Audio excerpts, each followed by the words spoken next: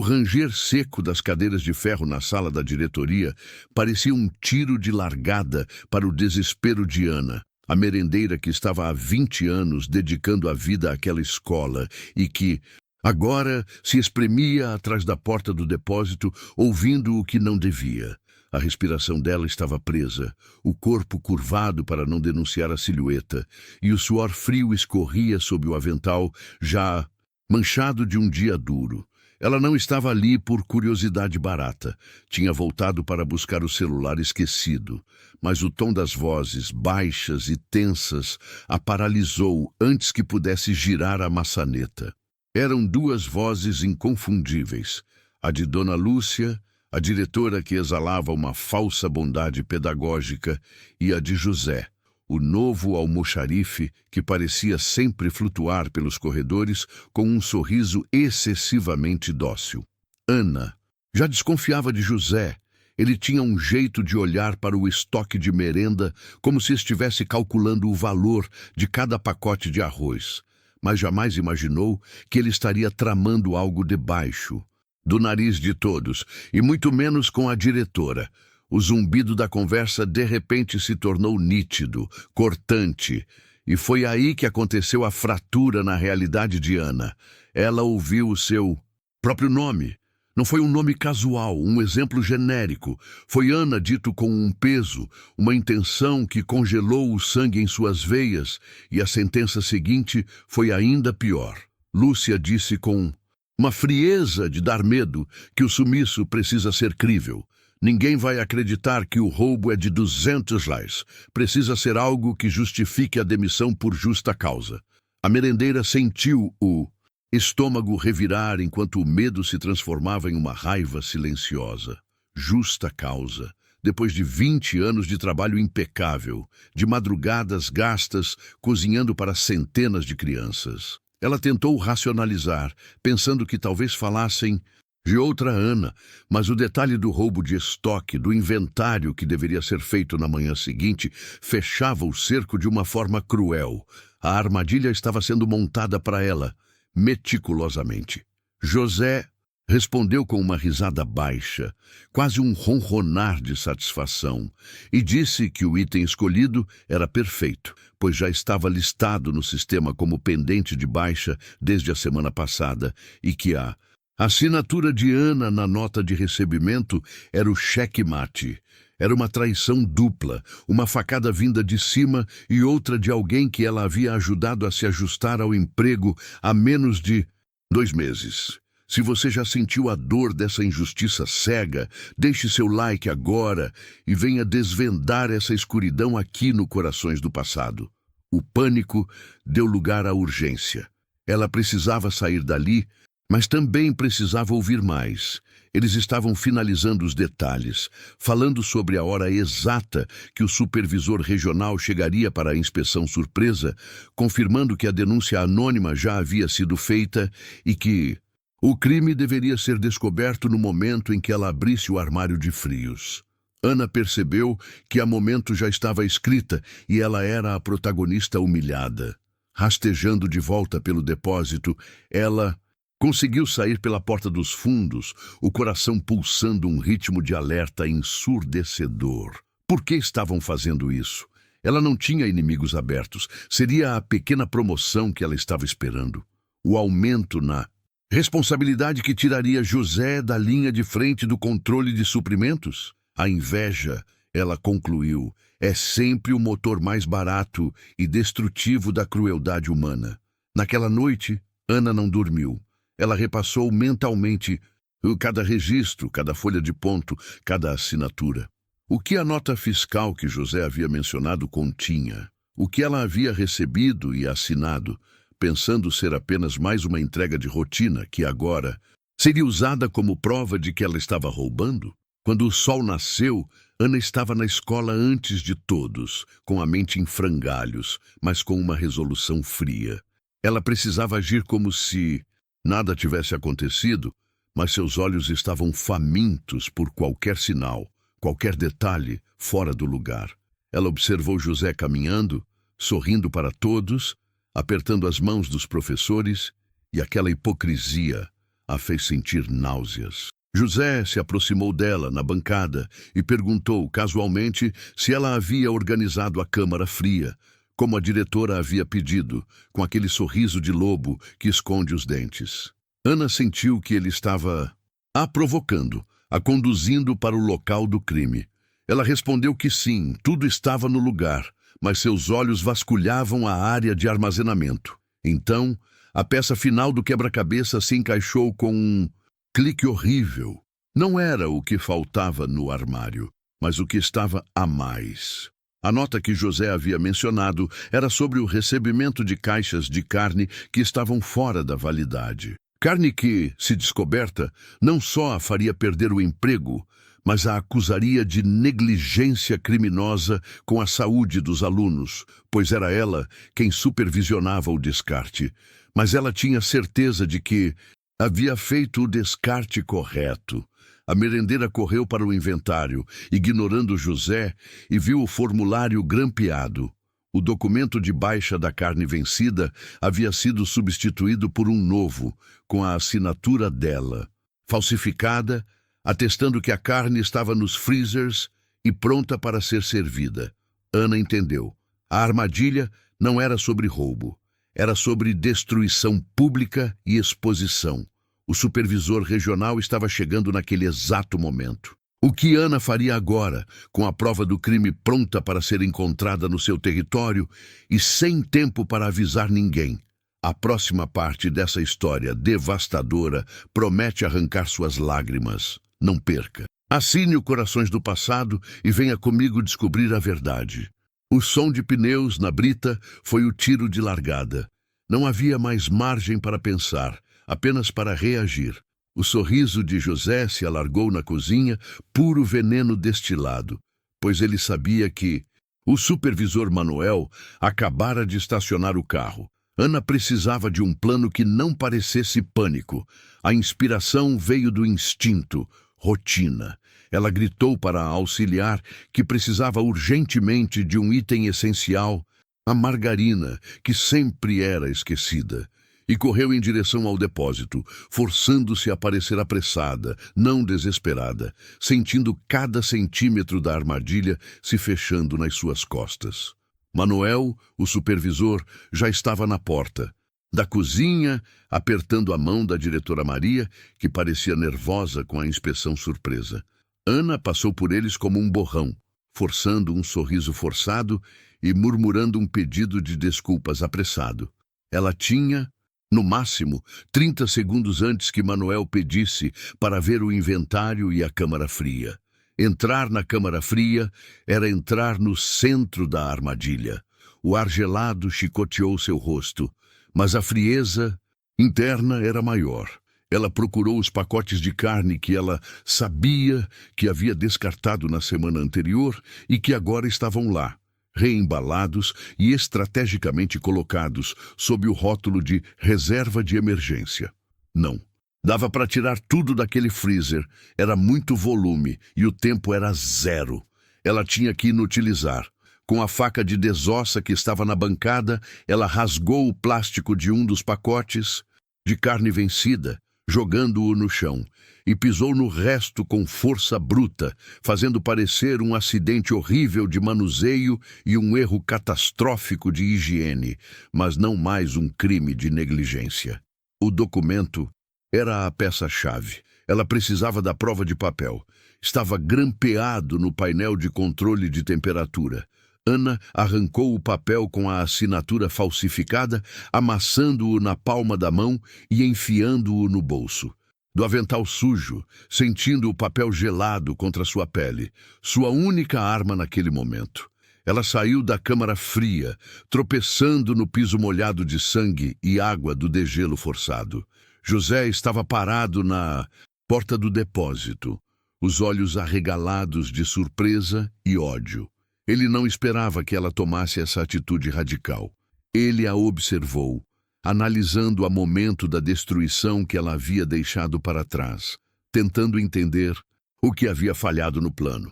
Manuel, o supervisor, franziu o senho ao ver o estado de Ana e a bagunça no piso do depósito. A primeira coisa que ele fez foi ignorar a diretora, Maria, e apontar para o local do desastre. O que aconteceu aqui, Ana? É assim que você mantém a higiene e o controle de estoque? José, recuperando a compostura, tentou aproveitar a situação e conduzir o foco para a acusação original, aquela que ele tinha preparado. Ele estava muito apressado, Manuel. Parece que derrubou algumas caixas. Eu estava prestes a ajudá-la a limpar. Mas o inventário da câmara fria é o mais importante agora. Se você já sentiu essa pressão de ser culpado antes mesmo de ser julgado, deixe seu like agora e venha desvendar essa escuridão aqui no Corações do Passado. Ana olhou diretamente para José e, com a voz mais firme que conseguiu, disse que havia um problema de vazamento no freezer e que já estava resolvendo, indicando o descarte imediato da carne estragada. Ela sabia que essa desculpa era fraca, mas comprava o tempo precioso de que precisava. Enquanto Manuel se preparava para inspecionar o interior do freezer, Ana sentiu o papel amassado no bolso. José, vendo que a carne vencida estava espalhada no chão e inutilizada para qualquer análise pericial, mudou a estratégia rapidamente, pois não podia mais acusá-la de servir o alimento estragado, mas podia acusá-la de desvio de estoque, o primeiro plano da armadilha. Ele cochichou algo no ouvido de Manuel, e o supervisor olhou para Ana com desconfiança dobrada. O foco agora era o estoque de queijo mussarela, o item que ele havia falado ao telefone. Manuel se virou para Ana e exigiu que ela abrisse o armário de frios principal, o que não era a câmara, mas um armário pequeno e trancado, onde ficavam os itens mais caros e de controle restrito. Ana não havia pensado nesse armário, pois seu foco era a carne.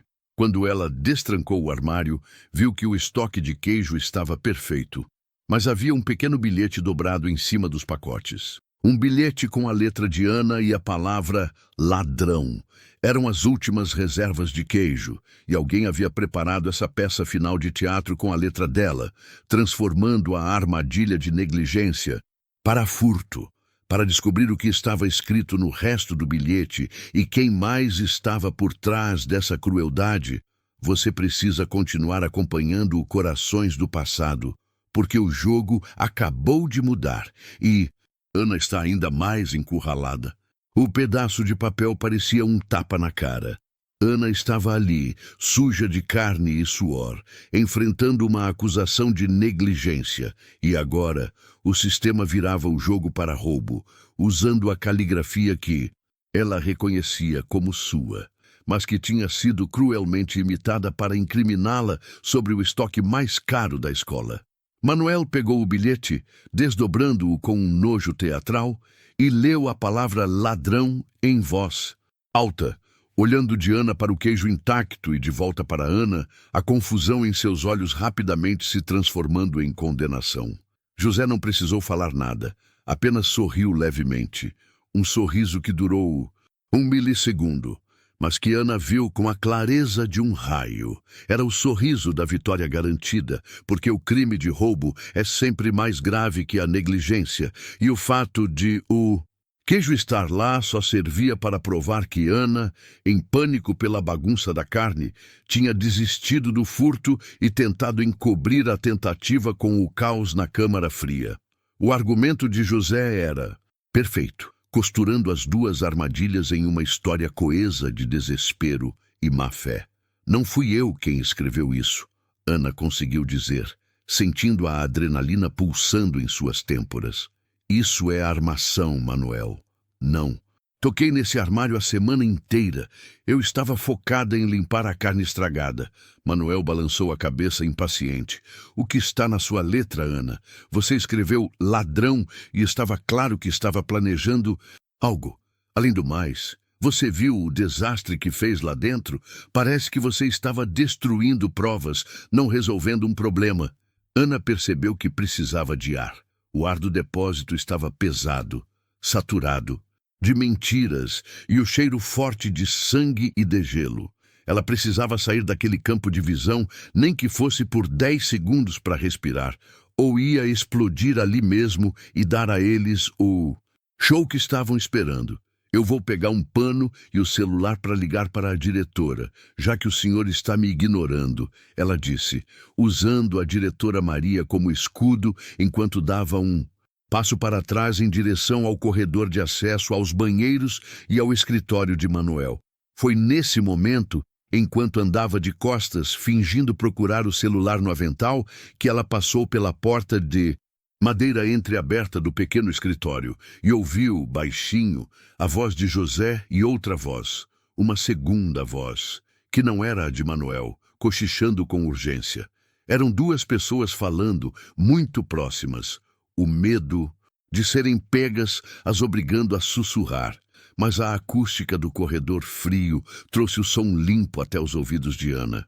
Ela parou, fingindo amarrar o cadarço do tênis. O sangue sumiu de seu rosto quando ouviu, em meio a um fluxo rápido de palavras, a voz de José dizer: "Sim, Ana, ela não tem como provar agora." E logo em seguida, a resposta da outra pessoa, a voz feminina, que Ana reconheceu instantaneamente, uma voz familiar do convívio diário. Tem que ser rápido, antes que ela ligue para o sindicato. Se cair, vai cair sozinha. Aquelas poucas palavras, ditas por acidente, revelaram toda a crueldade do plano. Não era apenas José, era uma conspiração articulada, e a pessoa ao telefone era alguém que trabalhava na escola, alguém com acesso aos materiais, talvez até com quem Ana havia conversado. Naquela manhã, alguém com quem ela tinha certa confiança. O mundo girou. A armadilha do queijo, a carne estragada, o bilhete, tudo se encaixava agora no contexto de um plano frio e calculado para destruir a vida dela e garantir que ela, a merendeira, caísse sozinha. Se você já foi traído por alguém que confiava, sente a facada no peito de Ana agora e se inscreva no Corações do Passado, porque a verdade dói mais do que a mentira. Ana levantou-se lentamente, os olhos fixos na porta do escritório, processando a identidade da voz feminina que estava falando com José. Era impossível que fosse aquela pessoa, mas a voz era inconfundível. Uma dor de cabeça latente que de repente se transformou em uma enxaqueca lancinante de traição. Ela voltou para a cozinha, a postura completamente diferente. Não havia mais desespero. Havia uma calma fria, a calma de quem encontrou a peça que faltava no quebra-cabeça e agora sabia exatamente quem mirar. Manuel e José estavam terminando de inspecionar o armário de frios, e Manuel estava pegando o celular para chamar a segurança. "Manuel, eu insisto", Ana disse, sua voz baixa e controlada, mas carregada de uma força nova. "Essa acusação de roubo é infundada, e eu tenho a prova de que a carne estava estragada, veja." Ela tirou o papel amassado do bolso, o documento de controle de temperatura falsificado, e jogou-o sobre a bancada. Manuel sequer olhou para o documento. "Não importa mais a carne, Ana. Agora o problema é o bilhete, a tentativa de desvio de estoque. Isso é fraude." Ele já tinha decidido. A acumulação de provas forjadas havia tornado a narrativa de José irrefutável para ele. Ana olhou para José, que estava observando tudo, a satisfação ainda brilhando nos olhos, mas começando a se misturar com uma ponta de incerteza por causa da nova calma de Ana. Ele não sabia o que ela tinha ouvido. Ela precisava que ele soubesse, mas sem entregar a arma só para desestabilizá-lo. "Sabia que a Joana estava procurando por você?" Ana perguntou casualmente, olhando para José. Joana não era a pessoa da voz, mas o nome era próximo. José gelou na hora, a cor sumindo de seu rosto. Ele não conseguiu disfarçar o pânico instantâneo e Ana sabia que tinha acertado o ponto de pressão. Ele não podia saber o quanto ela sabia, mas ele podia saber que a rede estava exposta. E para descobrir quem era a verdadeira cúmplice e como Ana usará essa informação brutal, você precisa se inscrever no Corações do Passado e ficar aqui com a gente. Manuel percebeu a troca de olhares estranha, mas não entendeu a microexpressão de pânico que cruzou o rosto de José quando Ana soltou aquele nome, Joana, que parecia inocente. José tossiu, virando-se apressadamente para o freezer, fingindo checar o selo de lacre que já havia sido inspecionado 3 vezes, buscando desesperadamente uma recuperação, pois a calma que Ana exibia era um veneno lento que o estava corroendo por dentro. Ele sabia que o nome Joana era uma isca lançada para descobrir o quanto ele tinha sido exposto, mas o simples fato de Ana ter ousado mencionar qualquer nome feminino ligado a ele, naquele momento crítico, significava que ela havia interceptado algo da conspiração. O gerente, irritado pela pausa dramática e pela insistência de Ana em desviar o foco da investigação, limpou a garganta com força, voltando ao protocolo. Ana, estamos falando de demissão por justa causa e, possivelmente, de uma queixa criminal por desvio de material, e sua conversa paralela com José não muda o fato de que este bilhete está aqui e o laudo de temperatura está falsificado. Ele apontou severamente para os documentos espalhados na bancada de aço, tentando forçar o encerramento da discussão. Ana não recuou, nem tentou mais explicar a questão da carne estragada, pois essa luta já estava perdida, e ela mudou sua estratégia imediatamente, mirando a fragilidade do sistema que Manuel deveria proteger. Se eu quisesse fraudar o estoque, por que eu usaria um bilhete ridículo, escrito à mão, para um suposto comprador na rua? Eu sou a merendeira e conheço os métodos de controle de perto. Isso é amadorismo forçado para parecer minha letra.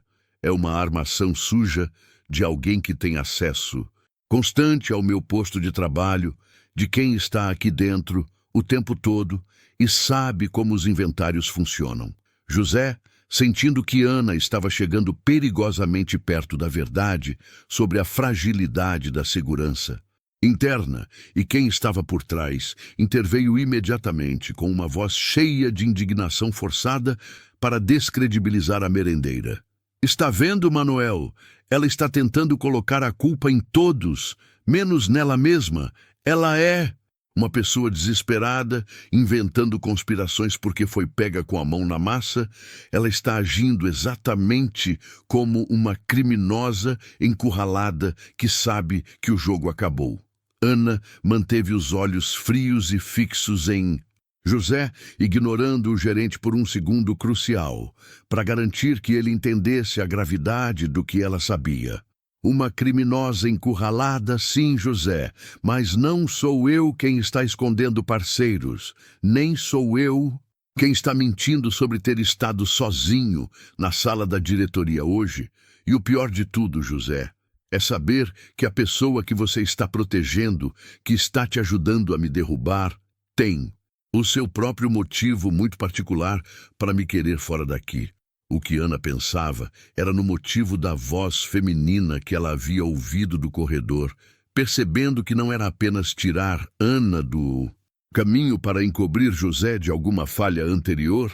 Havia algo mais profundo e pessoal, algo que envolvia a própria posição de poder daquela mulher dentro da escola, algo que Ana, sem querer, ameaçava simplesmente por ser eficiente e querida pelos outros funcionários. Isso tornava o plano todo muito mais vingativo, pessoal e cruel do que um simples esquema de desvio de carne. Era uma destruição calculada de reputação e vida.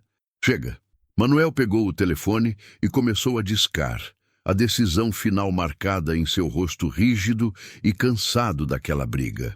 Não vou mais perder tempo com acusações mútuas e teorias de conspiração, Ana. A ouvidoria interna e o RH vão investigar a fraude documental e o desvio de material. E, por enquanto, você está suspensa imediatamente e deve deixar o uniforme e o crachá aqui. Não antes de você ouvir uma coisa crucial, Manuel. Ana deu um passo à frente, sua voz ganhando volume e urgência, parando o gerente no meio da ligação que ele estava iniciando. Eu quero que você chame a diretora Maria de volta aqui agora, e pergunte a ela quem é a única pessoa, além de mim e de você, que tem acesso fácil ao armário de suprimentos da cozinha e que estava falando com José 5 minutos atrás, na sala do seu escritório. Eu sei quem ela é e onde ela errou. O corpo de José travou como um animal encurralado, seus olhos implorando por um silêncio que Ana não daria mais. E ele estava completamente desesperado, porque a menção do escritório, do tempo exato de 5 minutos atrás, e a referência a Maria, provava que Ana não estava inventando nada. Ela tinha escutado tudo, ela sabia sobre a cumplicidade. A cúmplice, aquela voz que Ana reconheceu do corredor frio, não era uma auxiliar de cozinha ou uma zeladora, o que tornava tudo ainda mais devastador. Era alguém da área administrativa, alguém que lidava diretamente com a confiança de Manuel, alguém que controlava a distribuição de tarefas e, mais importante, o acesso aos arquivos. Isso tornava a traição não apenas pessoal, mas institucional e muito mais difícil de provar para Ana. Você consegue sentir a bile subindo na garganta de Ana, sabendo que a pessoa que ela achava que estava ali para apoiá-la, na verdade, era a arquiteta de sua queda, usando sua própria eficiência contra ela? Isso é o pior tipo de traição, a que vem disfarçada de sorriso e empatia. Se você está sentindo essa revolta subindo, pare de luto agora e se inscreva no Corações do Passado, porque histórias de gente cruel merecem ser contadas e desmascaradas até o final. Manuel hesitou com o celular na mão, engolindo seco a pressão do RH e o peso da nova informação, olhando de Ana para o rosto cinza de José, que parecia prestes a desmaiar de medo. Ana deu o golpe final baixinho, mas com clareza devastadora. E quando você falar com ela, Manuel, pergunte por que ela não se lembrou de apagar a mensagem que deixou para José minutos antes, sobre onde colocar o bilhete no meu armário para incriminar. Essa prova está no celular dela, não no meu. Quem é essa pessoa que Ana vai expor e como essa mensagem pode ser a única coisa que a salva da destruição total? Manuel travou o celular no ar. O movimento suspenso entre a ligação para o RH e a paralisação causada pela bomba que Ana havia acabado de jogar, a menção da mensagem sobre o bilhete e o armário sendo algo tão específico e cirúrgico que perfurou qualquer muro de defesa que ele ainda tentava construir, olhando para José, que agora estava pálido e suando frio, porque não havia mais como sustentar a farsa da inocência. Essa não era mais uma briga sobre material faltando, era uma denúncia de conspiração criminosa dentro da escola. E se Ana estivesse certa, a bomba era muito maior do que ele. Imaginava e envolvia alguém que ele confiava cegamente. Não se perca nos detalhes, Manuel. Eu vou te dar o nome e você vai agir agora, porque essa pessoa não pode sair daqui até que você pegue o celular dela. A cúmplice não é uma merendeira, nem uma auxiliar de limpeza, nem ninguém do operacional. O nome dela é Helena e ela trabalha na secretaria administrativa. E ela odeia o fato de eu ser mais eficiente que ela na organização do estoque. E o que você vai ver no celular dela é a prova de que essa traição é fria, pessoal e premeditada. José deu um passo para trás, aterrorizado, murmurando um não rouco e desesperado, tentando dizer que Ana estava descompensada, tentando implorar que Manuel não ligasse, porque ele sabia que Helena tinha essa mania terrível de deixar a notificação de voz no celular, de não apagar conversas antigas. E se Ana tinha ouvido a voz dela na sala, era porque ela estava tramando ali mesmo e o áudio existia, esperando para ser achado. Essa traição, Manuel, não foi só para me incriminar pelo material sumido, foi a oportunidade perfeita para a Helena me tirar da frente, porque ela quer a minha função, ela quer o reconhecimento que eu tenho dos fornecedores, e ela usou José, um bobo desesperado, para fazer o trabalho sujo e sujar o meu nome. Você consegue conceber a maldade de alguém que planeja a destruição da vida de outra pessoa? Por causa de uma inveja profissional tão mesquinha, o gerente finalmente agiu. A raiva subindo rapidamente, sentindo-se um idiota por ter quase condenado Ana com base nas acusações de José, e agora percebendo que a cobra estava dentro de casa. Ele pegou o telefone fixo, não o celular que estava para o RH, e discou o ramal da secretaria. Ele precisava de Helena ali, sob qualquer pretexto, antes que ela tivesse tempo de perceber o perigo e dar sumiço na única prova que Ana tinha para se salvar. Helena, preciso que você volte à sala da diretoria imediatamente. É uma questão urgente de distribuição de tarefas para a próxima semana e preciso da sua assinatura. A voz de Manuel era controlada, mas seca, sem o calor habitual que ele usava ao falar com a equipe administrativa, e o silêncio que se seguiu na linha foi tenso, porque Helena sentiu o peso da urgência, mas ainda não sabia o veneno que a esperava do outro lado. O tempo entre a ligação e a chegada de Helena se estendeu como chiclete na garganta. Um minuto que pareceu 1 hora de tortura, onde Ana e José se encaravam sem piscar, a tensão explodindo no ar. Ana manteve o olhar frio e firme, prometendo silenciosamente a José que ele iria junto com a comparsa, que ela não aceitaria ser o bode expiatório de 2 pessoas covardes. José tentou o último movimento desesperado, sussurrando para Manuel que Ana era instável, que ela tinha histórico de paranoia e que ele deveria ignorá-la, antes que a situação virasse um escândalo institucional maior, apelando para o medo de Manuel em lidar com o RH. Ele estava jogando com a reputação de Ana, o que só serviu para atiçar mais a fúria dela. Ana, no entanto, não deu ouvidos ao murmúrio de José. A mente dela estava focada unicamente na porta, calculando o risco. Se Helena tivesse sido esperta e apagado a mensagem, Ana estava perdida, sua vida e sua carreira destruídas. Mas se ela tinha sido descuidada, se a vaidade ou a pressa a fizeram esquecer um detalhe, a merendeira voltaria para a sua cozinha limpa de qualquer mancha. É assim que as histórias de gente inocente terminam. Gente boa que confia demais no sistema e acaba sendo esmagada pela crueldade dos invejosos. Se você sente que a injustiça que Ana está sofrendo precisa ser punida, e se você quer ver a cara da Helena desmoronar, prove seu apoio e se inscreva no canal Corações do Passado agora. Mesmo porque esse tipo de maldade não pode ficar escondida na sombra.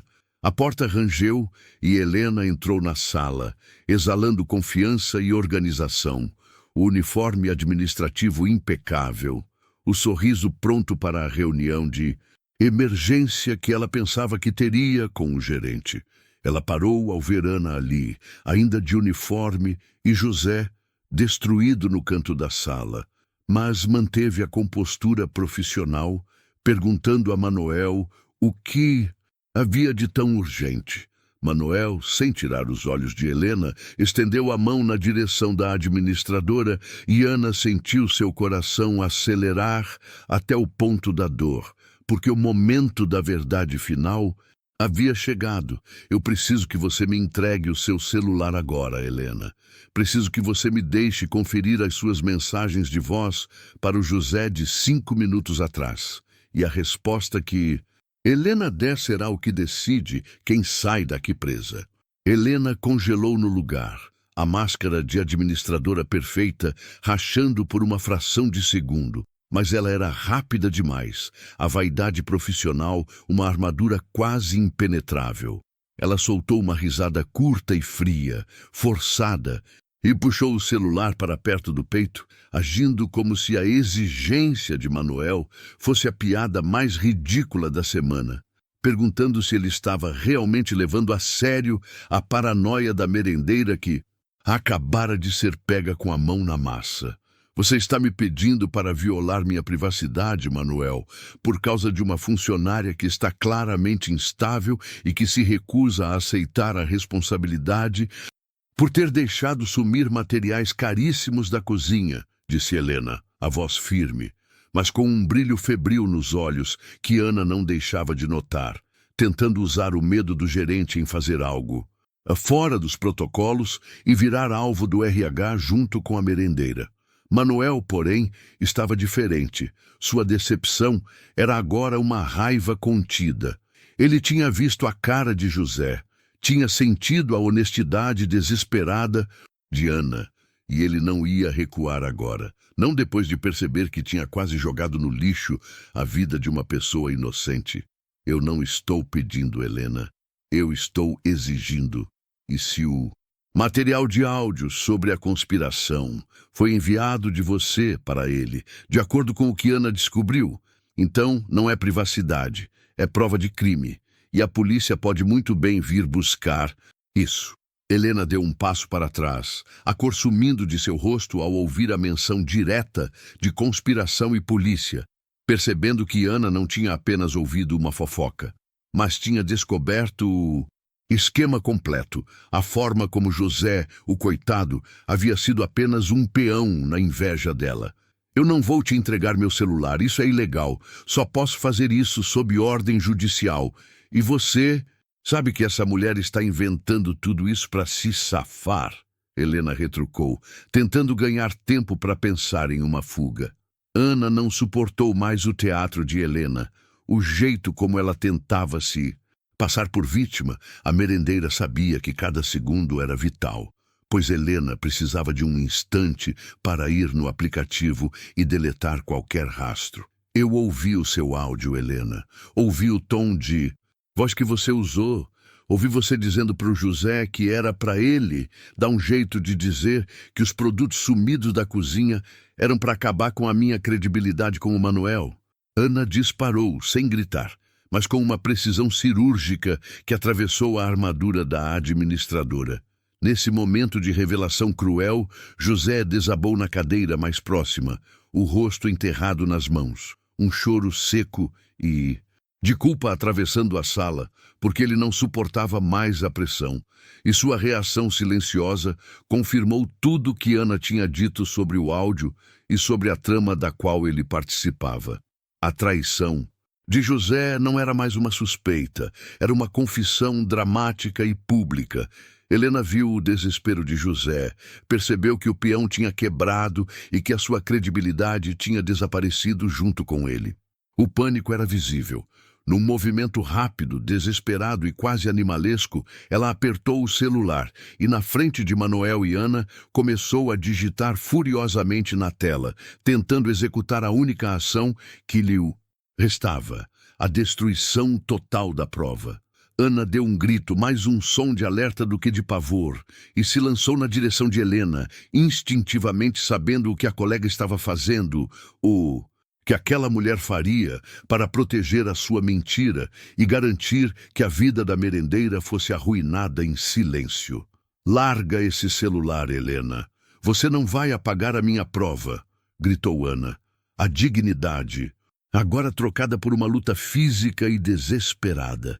Manuel interveio de forma violenta, agarrando o braço de Helena com força antes que ela pudesse completar a exclusão do áudio ou do aplicativo, gritando que ela estava presa e que a tentativa de destruir provas era a prova cabal de sua culpa, mesmo que o áudio já estivesse parcialmente corrompido ou sumido. É assim que a maldade se revela, com covardia e desespero.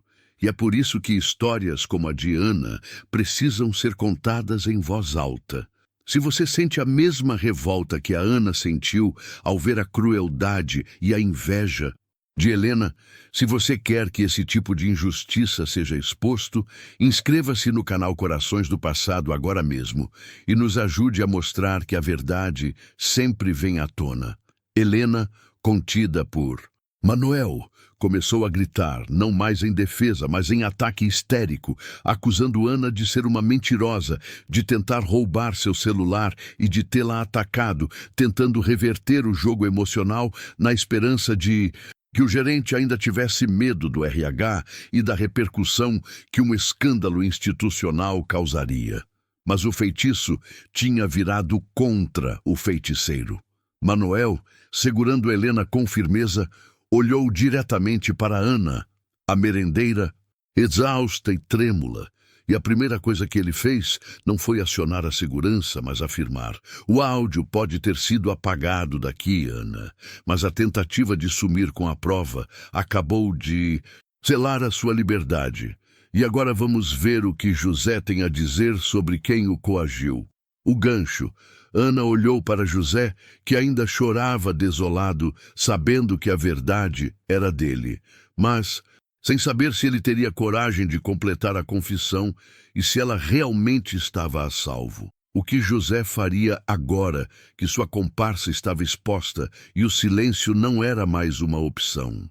O braço de Helena, solto pelo aperto de Manuel, a fez cambalear para trás, e o impacto emocional foi muito maior do que o físico, deixando-a momentaneamente atordoada, enquanto José, ainda curvado na cadeira, não chorava mais. Ele gemia a traição em um som gutural que era a prova mais honesta de culpa que Ana poderia ter exigido. A atenção da sala não estava mais em quem tinha o celular, mas em quem estava prestes a quebrar em 1000 pedaços. E era José quem segurava a verdade inteira na ponta da língua e o medo de Helena pairando sobre ele. Helena, recuperando o fôlego e o senso de autopreservação, ajustou a roupa e tentou retornar à postura de administradora intocável, olhando para Manuel com uma frieza calculada que deveria paralisá-lo. "Se você acha que pode me agarrar, Manuel, e tentar me acusar com base em um áudio que nem existe mais, você vai ter que se explicar no RH, e eu vou garantir que essa história saia como ataque pessoal, porque eu garanto que a sua testemunha não vai dizer nada além de um choro de nervosismo." Ana ignorou o teatro barato de Helena, a merendeira agora fixada em José, percebendo a fragilidade da sua vitória. Tudo dependia daquele homem, daquele coitado que havia se vendido por medo, e a ironia a sufocava, pois sua dignidade pendia do fio mais fraco e covarde daquela armação. Ela precisava que ele tivesse um mínimo de coragem para salvar a vida dela, a mesma vida que ele ajudou a destruir. Manuel, porém, não se intimidou com a ameaça institucional de Helena.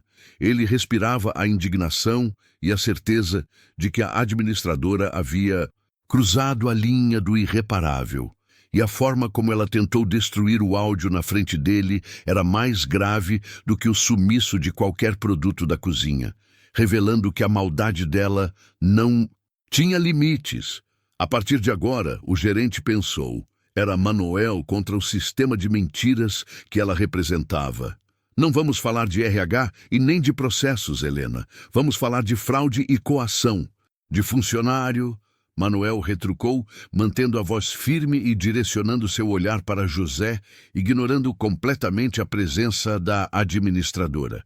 "José, eu preciso que você diga exatamente o que aconteceu, sem omitir detalhes. E eu garanto que a sua participação nessa história será analisada pela forma como você reage agora, e não pela sua fraqueza anterior." José levantou a cabeça lentamente, os olhos inchados e avermelhados, e o primeiro olhar que ele deu foi para Ana, um pedido silencioso de perdão que rasgou a alma da merendeira, e ele não conseguiu falar de imediato, apenas mexeu os lábios em um silêncio que gritava a dor da culpa, como se estivesse engasgando com a traição que ele engoliu por semanas. Eu não queria, Ana. Eu juro que eu não queria." José finalmente conseguiu balbuciar, sem olhar para Helena, concentrando toda a sua miséria em Ana, confirmando que a pressão psicológica para arruinar a vida da merendeira vinha da administradora e que ele havia sido a ferramenta de serviço. No instante em que José pronunciou essas palavras, Helena perdeu a compostura de vez, gritando com uma histeria ensaiada que aquilo era mentira, que Manuel estava coagindo José a incriminá-la para acobertar alguma falha de gestão, tentando desesperadamente plantar a dúvida na mente do gerente e de qualquer um que pudesse ouvir aquela confusão. Ana sentiu uma onda de náusea ao ver o desespero de Helena, não por pena, mas pela revelação da profundidade da inveja e da maldade daquela mulher, que era capaz de destruir o mundo inteiro para não admitir que estava errada, e a merendeira esperava que José fosse capaz de superar o medo do sistema e dissesse a verdade completa. José, com a voz embargada, olhou para Helena e, tomando coragem em meio àquele caos, ele finalmente despejou a confissão mais dolorosa, revelando que ela o tinha obrigado a forjar o sumiço de mercadorias no inventário e a culpar Ana, não só porque a administradora queria a promoção, mas porque ela não suportava o fato de Ana receber elogios constantes dos pais dos alunos sobre a qualidade das refeições. É assim que a inveja se manifesta, através da covardia e da mentira, e se você sente a mesma revolta que Ana sentiu ao descobrir que o alvo não era o cargo, mas a sua própria competência e brilho, é porque você entende a dor da injustiça. Inscreva-se no canal Corações do Passado agora e nos ajude a garantir que esse tipo de maldade seja sempre exposto. Mas a confissão de José não estava completa, e ele sabia que precisava ir até o fim para aliviar o peso da consciência. E foi então que ele revelou o detalhe que arrepiou Ana, da cabeça aos pés, dizendo que a trama não tinha começado com a comida sumida, mas que Helena havia forçado ele a falsificar os papéis da última licença médica de Ana, garantindo que ela perdesse o direito ao descanso e ficasse vulnerável no emprego. O que José estava dizendo era que a perseguição contra Ana não tinha um mês, mas se estendia por meses de crueldade silenciosa. E a merendeira engasgou ao perceber que a sua última crise de saúde, aquele desespero todo, tinha sido manipulado por Helena desde o princípio. Mas havia algo mais, algo que José sabia sobre um dos colegas mais próximos de Ana, algo que faria a traição de Helena parecer um pequeno deslize de escritório. Ana mal conseguia respirar.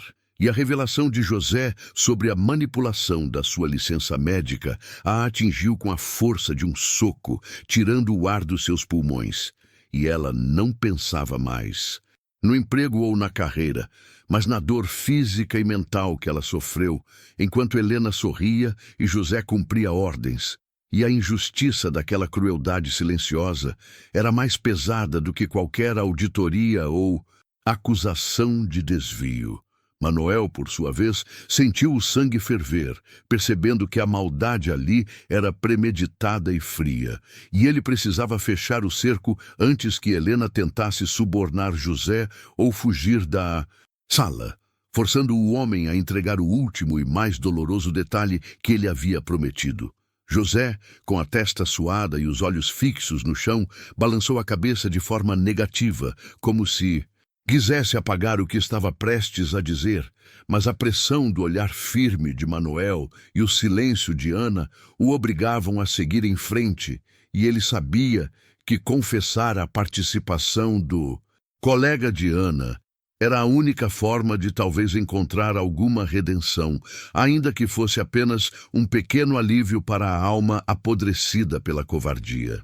Helena, recuperando um resquício da sua frieza calculista, percebeu que Manoel havia obtido o que precisava e tentou pela última vez deter José, baixando o tom da voz para uma súplica venenosa, dizendo que ele não precisava fazer aquilo, que eles eram uma equipe, que tudo poderia ser resolvido internamente, tentando reverter a confissão com a promessa implícita de que a vida dele seria um inferno caso ele falasse mais uma palavra. Mas José já estava no abismo, e olhar para Helena só lhe trazia nojo, e ele finalmente balbuciou o nome, jogando-o no ar como uma pedra pesada que afundaria Ana de vez. Paulo. Foi Paulo quem me ajudou a levantar os detalhes mais sujos. Ele estava em contato direto com a Helena e sabia exatamente o que a Ana precisava esconder. O nome de Paulo atingiu Ana com uma onda de choque que superou a traição de José e a crueldade de Helena juntas, e o mundo girou por um instante, porque Paulo não era apenas um colega, era o homem que trabalhava ao lado dela no fogão todos os dias, que compartilhava a garrafa de café, que ouvia os seus desabafos sobre o estresse e a perseguição, e a ideia de que a sua confiança mais íntima havia sido usada contra ela era uma dor que ultrapassava a esfera profissional. Manuel estreitou os olhos, exigindo que José detalhasse o envolvimento de Paulo, e o subordinado, tremendo, explicou que Paulo era o responsável por monitorar as conversas e os hábitos de Ana, fornecendo a Helena as informações precisas sobre os dias em que Ana se ausentava por causa da doença da mãe, e até mesmo sobre o medicamento que ela usava para controlar a ansiedade, detalhes que permitiam a administradora cronometrar os ataques e as acusações. O que José estava descrevendo era uma emboscada meticulosamente planejada, onde Paulo agia como os olhos e ouvidos de Helena dentro da cozinha, e ele não se limitou a observar, pois José revelou que Paulo havia adulterado os registros de controle de temperatura dos freezers em 2 momentos diferentes, garantindo que se a auditoria de Manuel falhasse, Helena ainda teria uma prova de negligência para apresentar à diretoria, uma armadilha perfeita para destruir a reputação de Ana de vez. Essa é a face mais hedionda da inveja, a de quem sorri para você enquanto te apunhala pelas costas.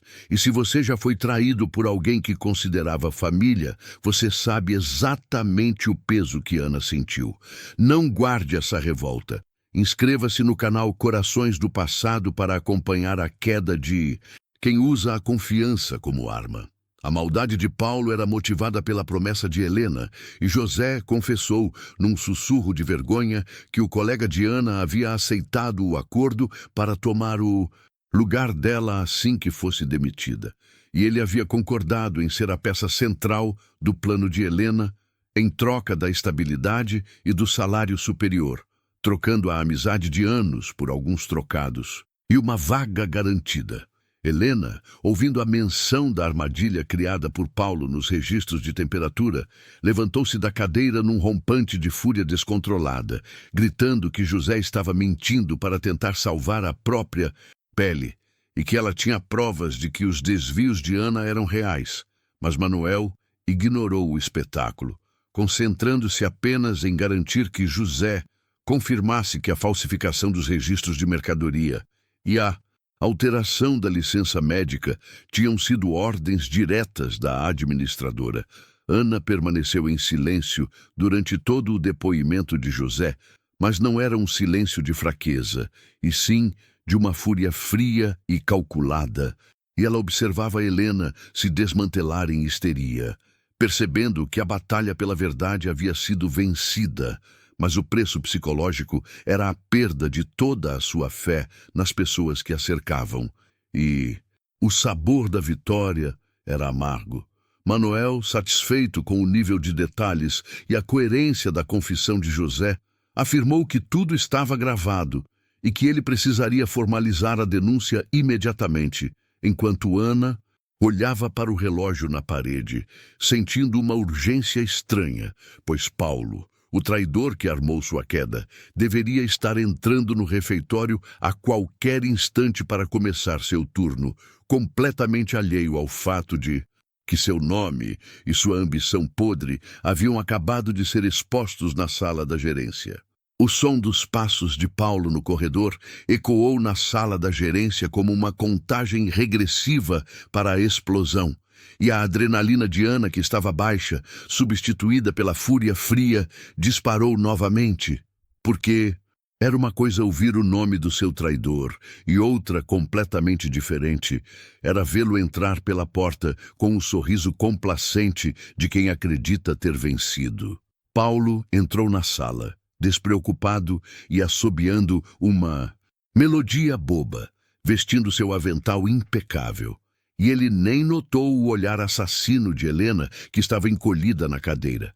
nem o rosto pálido de José, que mal conseguia encará-lo, porque o colega estava focado apenas em Ana, oferecendo um aceno de cabeça dissimulado, como se estivesse apenas lamentando a provável demissão dela. Manuel se levantou rapidamente, interrompendo o assobio de Paulo com uma autoridade gelada, e a voz do gerente era tão baixa e controlada que parecia um trovão abafado, chamando o merendeiro pelo nome e exigindo que ele fechasse a porta e se sentasse na cadeira vazia ao lado de José. E a ordem repentina fez o sangue de Paulo congelar nas veias. O merendeiro obedeceu, mas o sorriso sumiu imediatamente, substituído por uma máscara de confusão e cautela, e ele olhou de Manuel para Ana, buscando alguma explicação para a formalidade extrema, mas Ana não lhe deu nada, apenas mantendo um olhar fixo e vazio, uma parede de gelo que não oferecia refúgio nem simpatia. O silêncio que se seguiu foi pesado e tóxico, carregado pela traição que flutuava no ar. E o estômago de Ana revirou ao lembrar das vezes que ela desabafou sobre a pressão do trabalho, sobre a doença da mãe, sobre o medo de perder o emprego. E Paulo estava ali, anotando mentalmente cada detalhe para entregá-lo como munição para Helena, um parasita alimentando-se da sua vulnerabilidade. É essa sensação de ter sido usada até o último fio de esperança que nos destrói por dentro. E se você já passou por isso, sabe que a dor da traição supera qualquer injustiça profissional. Deixe sua revolta nos comentários e inscreva-se no canal Corações do Passado. Paulo tentou quebrar o gelo com uma piada forçada sobre o mau humor de Manuel, mas o gerente não lhe deu chance, batendo na mesa de forma irritada, indicando que a conversa não era sobre a organização do estoque, mas sim sobre a honestidade do funcionário, e isso fez Paulo engolir em seco. José, que estava imóvel desde que Paulo entrou, finalmente mexeu-se, e ele tentou desviar o olhar do colega, mas Paulo, sentindo a armadilha se fechar, forçou José a encará-lo, e a pergunta silenciosa que ele fez com os olhos era um misto de ameaça e desespero. Você me entregou, não foi? Helena, vendo que o seu peão mais importante estava prestes a ser sacrificado, levantou a voz, numa tentativa desesperada de salvar o esquema, e ela gritou que aquilo era perseguição, que Ana estava plantando mentiras para se vingar. Mas Manuel interveio antes que ela pudesse alertar Paulo sobre a confissão de José. Manuel, ignorando a histeria de Helena, inclinou-se sobre a mesa, os olhos fixos nos de Paulo, e disparou a primeira bala de chumbo. Paulo, você pode me explicar exatamente por que alterou os registros de temperatura dos freezers do mês passado, garantindo que qualquer auditoria encontrasse uma falha que pudesse incriminar Ana, mesmo que a mercadoria estivesse perfeita? A acusação direta e específica fez o chão desaparecer sob os pés de Paulo, e ele perdeu a cor, balbuciando a negação enquanto olhava para José, tentando encontrar ali o sinal da traição. E o rosto do colega confirmou tudo, e o pânico deu lugar à raiva fria. Foi nesse momento de silêncio mortal que Ana finalmente quebrou a sua postura, e ela não gritou, nem chorou, mas seu tom era cortante, mais afiado que qualquer faca da cozinha, e ela olhou diretamente para Paulo e sussurrou: Você não queria o meu lugar, Paulo? Está tudo aqui, gravado, o seu acordo com a Helena, o preço da minha cabeça, e eu só quero que você saiba que essa cadeira que você tanto cobiçou agora se transformou na sua guilhotina.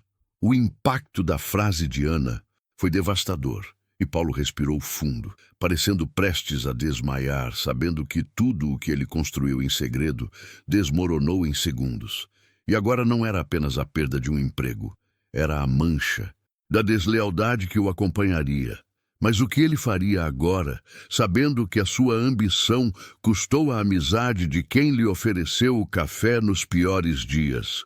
Não perca o próximo bloco para ver a reação cruel de Paulo ao ser pego.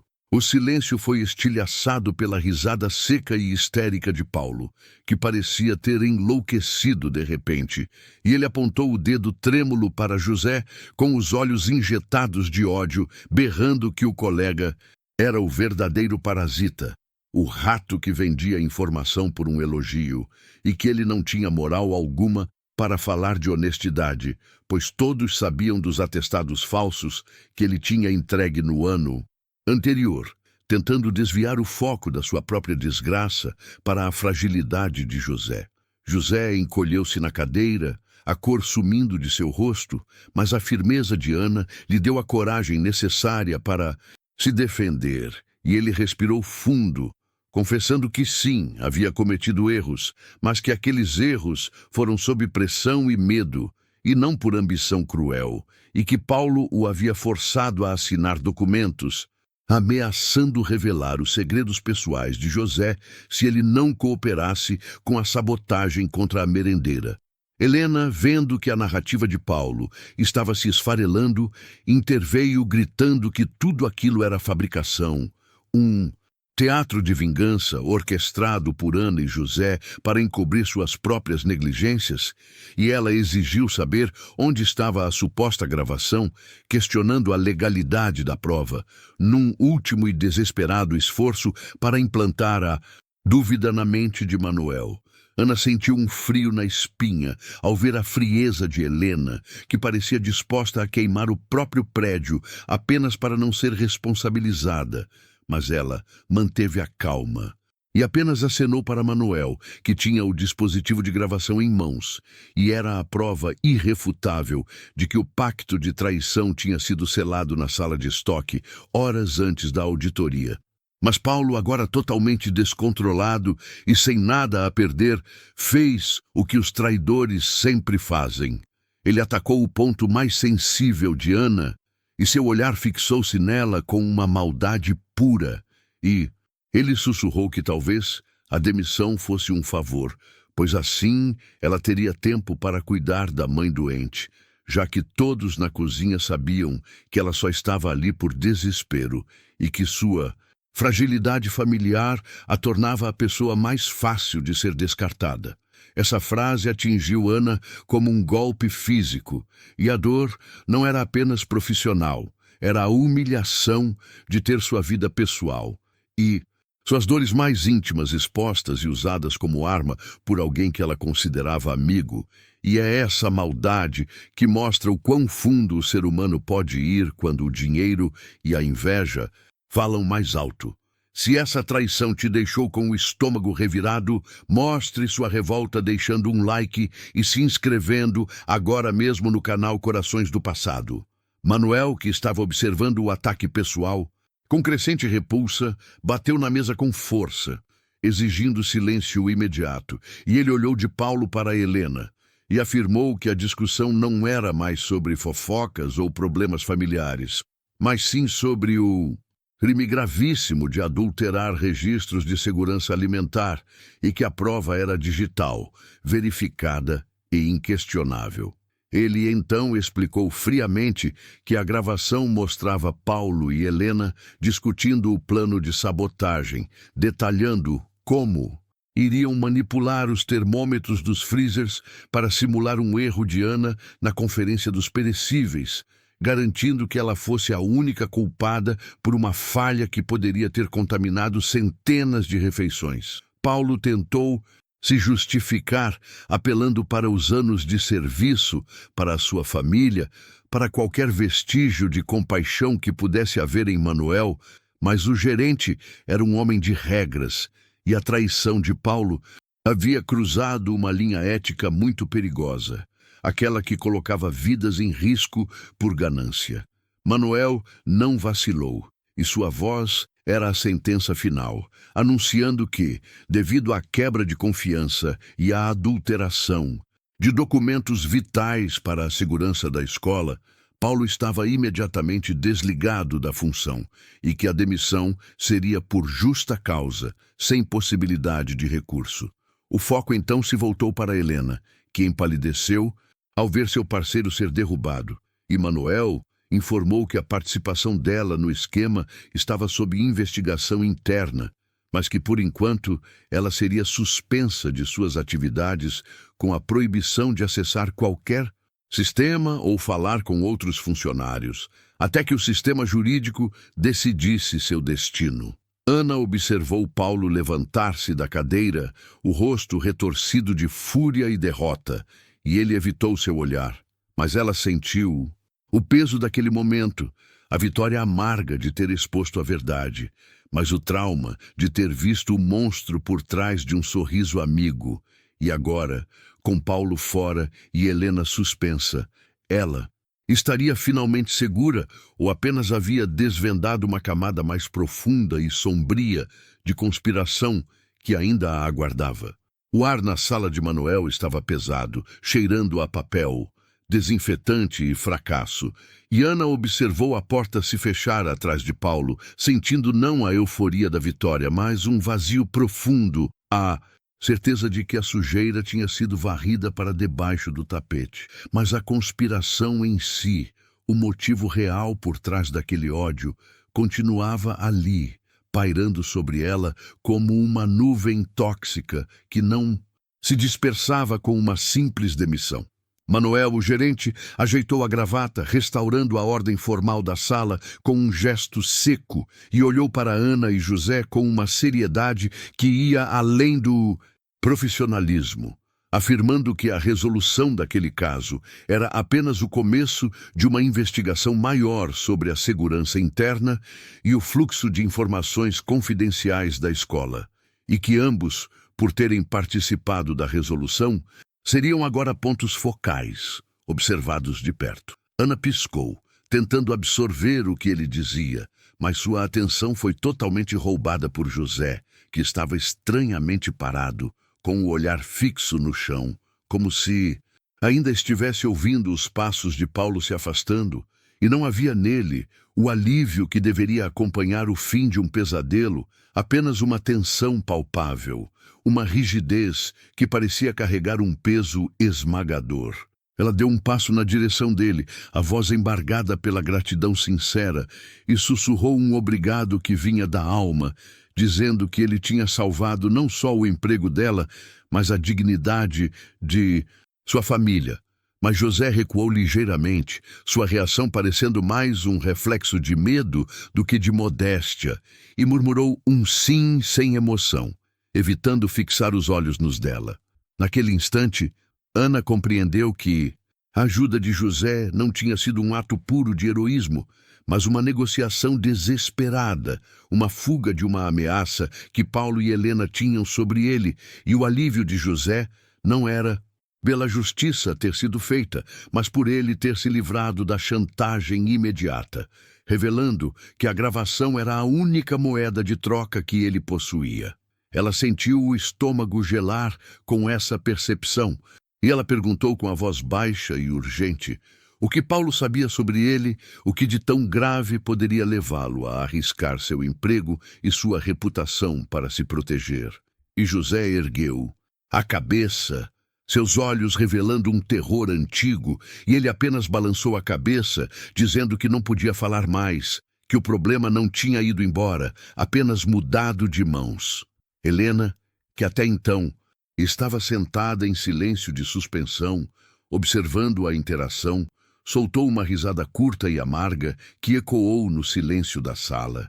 E ela se levantou, cruzando os braços com uma arrogância fria que desafiava a própria autoridade de Manuel, e ela olhou diretamente para José.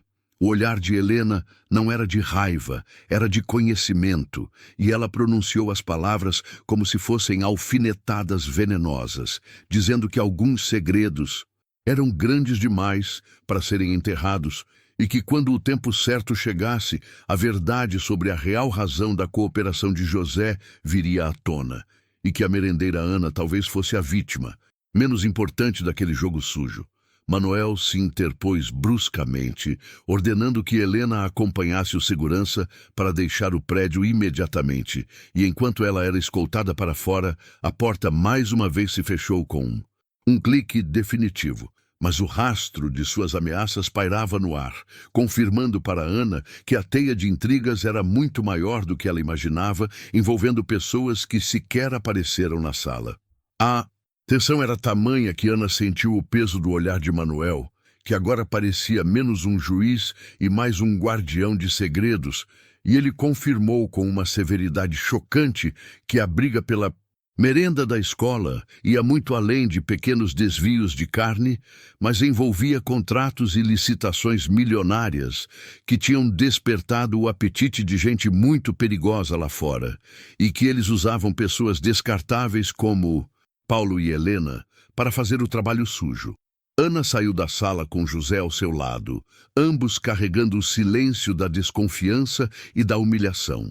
E ela sentia que havia vencido uma batalha, mas perdido a paz, pois a exposição de sua vida pessoal e a revelação do pânico de José a deixavam vulnerável, sabendo que as pessoas que armaram o plano tinham uma capacidade destrutiva que ela jamais imaginou. E é essa maldade que nos faz questionar até onde o poder corrompe o ser humano. Se essa história te prendeu na ponta da cadeira, deixe sua revolta e sua curiosidade nos comentários e se inscreva agora mesmo no canal Corações do Passado.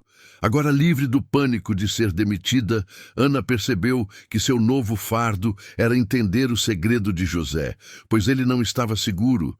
E se o esquema fosse mesmo maior, a próxima peça do tabuleiro a cair seria ele. E ela tinha a sensação fria de que, ao ser salva, tinha apenas trocado de lugar com ele na mira. E agora ela precisava descobrir quem eram os verdadeiros donos daquela conspiração, para que o silencioso e apavorado José não fosse a próxima vítima a ter seus segredos expostos ao mundo. Ana e José desceram as escadas laterais da secretaria, o concreto frio refletindo o silêncio pesado entre eles, e o ar lá fora não trouxe alívio, mas uma sensação imediata de vigilância, como se os olhos que os julgavam na sala de reunião tivessem se multiplicado e os seguissem na rua, transformando a calçada movimentada em um palco desconfortável, onde eles eram os únicos atores sob os holofotes. José andava, alguns passos à frente, os ombros curvados não pela idade, mas pelo peso do segredo que o sufocava. E a cada carro que passava, ou a cada grupo de pessoas que se aproximava, ele se encolhia ligeiramente, o pânico desenhado em seu rosto, sem que ele precisasse dizer uma palavra, provando que a ameaça de Helena não era um blefe de demitida, mas uma realidade imediata que pesava sobre sua cabeça como uma sentença.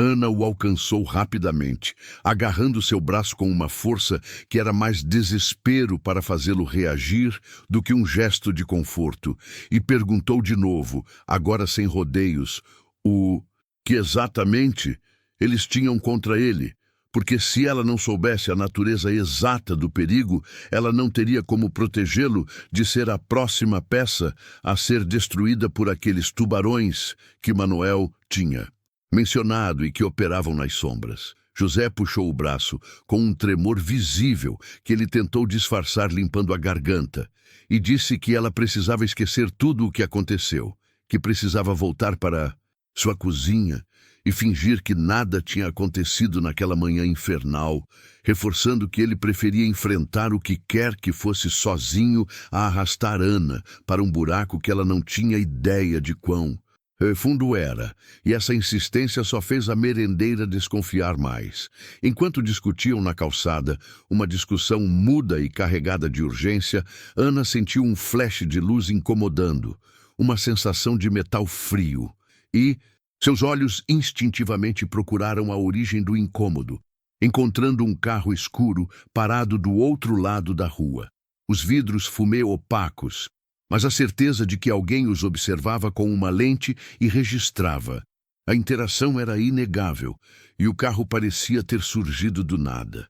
Ela apontou discretamente o carro para José, mas antes que pudesse formular a pergunta, ele já estava olhando, e o terror nos olhos Dele se transformou em uma resignação gélida, e ele sussurrou que o tempo de fingir tinha acabado, que eles já sabiam de sua cooperação com a merendeira e que aquela vigilância discreta era apenas o começo da retaliação que viria em seguida por ter atrapalhado o esquema.